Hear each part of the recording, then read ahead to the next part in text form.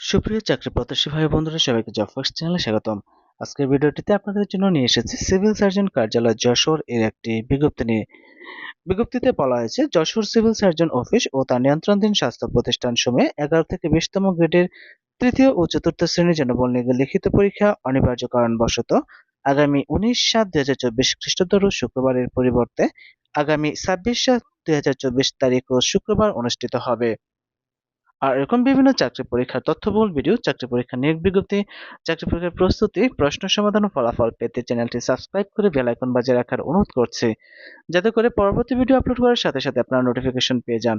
এছাড়াও চ্যানেলটি লাইক ও শেয়ার করার অনুরোধ রইল। ধন্যবাদ সবাইকে।